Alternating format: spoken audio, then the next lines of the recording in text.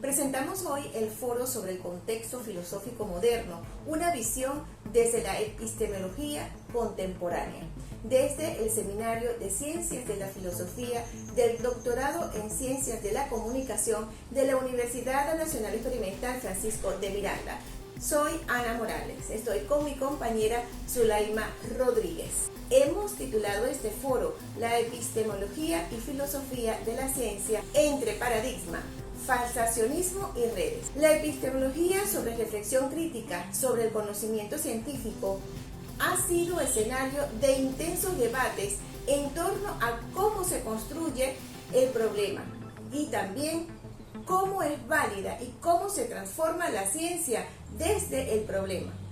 Desde la inducción planteada por Karl Popper hasta las epistemologías contemporáneas, hemos revisado un denso material donde se recogen los criterios universales hacia la comprensión de la ciencia como práctica histórica y también como práctica plural y socialmente situada. Desde este contexto, la evolución de la epistemología revela la imposibilidad, un método único y además la necesidad de reconocer la ciencia como un proceso dinámico atravesado por rupturas críticas y redes de actores. El contexto filosófico moderno, visto desde las epistemologías contemporáneas, se caracteriza por un debate entre enfoques racionalistas, críticos y relacionistas.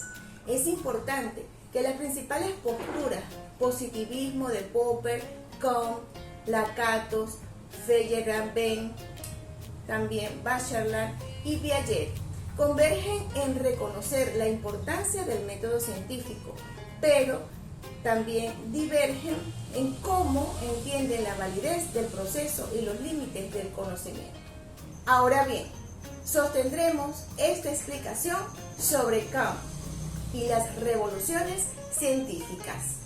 Thomas Kant en 1962 mostró que la ciencia no avanza linealmente, sino mediante cambios de paradigmas. La ciencia normal se desarrolla dentro de un marco comparativo, pero las anomalías acumuladas generan crisis y revoluciones.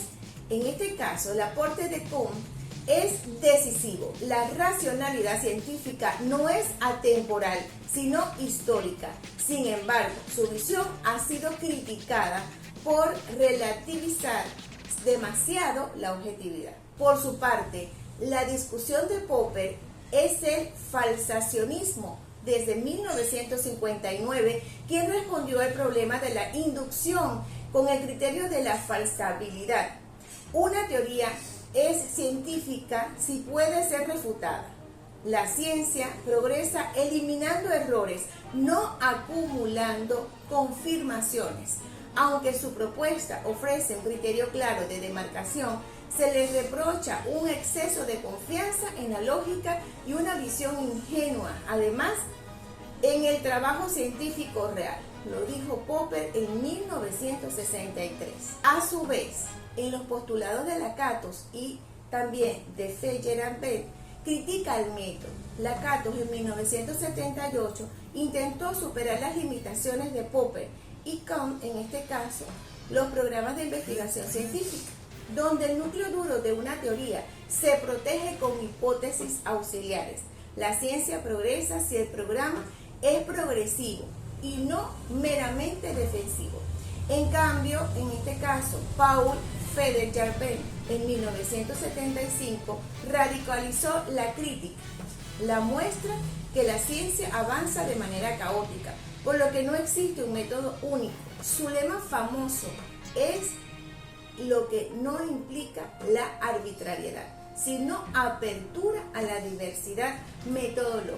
Ahora pasamos a las teorías de Latour y la epistemología contemporánea, donde Latour en 2005 llevó la discusión, la propuso hacia el método y la historia, hacia la sociología también y de la ciencia, con su teoría de actor-red. Mostró que los hechos científicos se construyen en redes de actores humanos y no humanos. La ciencia no es espejo de la naturaleza, sino la práctica híbrida que articula sociedad, política y tecnología.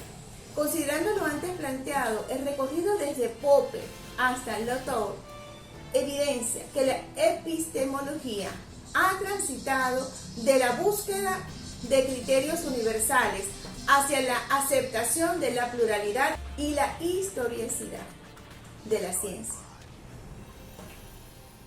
La epistemología ha transitado de la búsqueda de criterios universales hacia la aceptación de la pluralidad y la historicidad de la ciencia. La lógica de la falsación, Kant introdujo la historicidad de los paradigmas. Lakatos y Feyerabend cuestionaron la rigidez metodológica y Latour abrió la ciencia hacia lo social y lo tecnológico. Soy Zulaima Rodríguez. Continuando con nuestra disertación, tenemos que la ciencia debe entenderse no como un sistema cerrado de verdades, sino como un proceso dinámico, crítico y situado. Reconocer esta complejidad no debilita la ciencia, sino que la fortalece al mostrarla como una práctica viva, capaz de reinventarse frente a los desafíos del presente. Dentro del enfoque de este doctorado, pasamos a exponer sobre los aportes de un extraordinario filósofo, erudito, docente y teórico de la comunicación social, Marshall McLuhan, quien revolucionó al mundo de la comunicación por sus importantes aportes, donde en 1980 acuñó un término que determinó la corriente de las ciencias comunicacionales. El medio es el mensaje.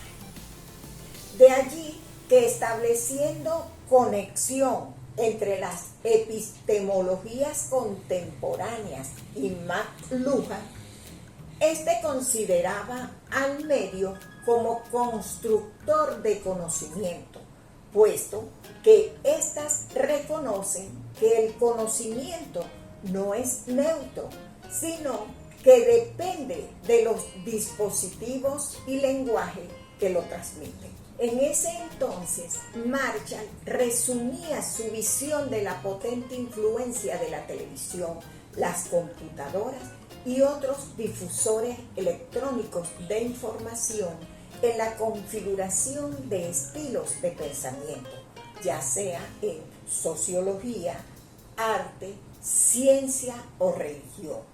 Consideraba el libro impreso una institución destinada a desaparecer. En este sentido, hay potencialmente tres tipos de efectos que resultan de la dependencia de la audiencia en los medios: efectos cognitivos, afectivos y conductuales. Los efectos cognitivos son cambios en las actitudes, creencias y valores de una audiencia, incluyendo cambios provocados por los medios en su papel en el establecimiento de la agenda política, social o económica. Marshall refiere que el nuevo medio, el que sea que venga, podría ser la extensión de la conciencia. Incluirá a la televisión como contenido y no como medio. Fue así como Marshall, un hombre a quienes muchos consideran el profeta de Internet, vaticinó con más de 20 años de anticipación la llegada de la era digital. En síntesis, McLuhan anticipó que los medios no solo comunican, sino que transforman la epistemología misma.